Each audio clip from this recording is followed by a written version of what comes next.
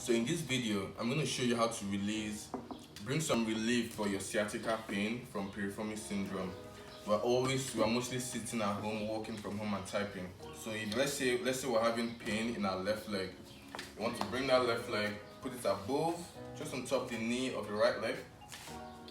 Make sure your hip is straight. You don't want to bend. You want to keep this hip straight. Inhale. And as you exhale, you're just slowly leaning downwards, still keeping the hip engaged and keeping it straight. Just leaning down slowly. You can hold this pose for 30 seconds and then repeat for the other side, the same thing. And you can just go back and forth for like, 3-4 times. But this is a very good one to do to help you release some hip pain, lower back pain if you're having symptoms of sciatica.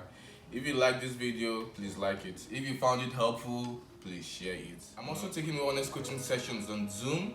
So if you want to just breathe, if you want to stretch together, feel free to DM me. We can schedule a time that works convenient for you and just, get your wellness in wherever you are.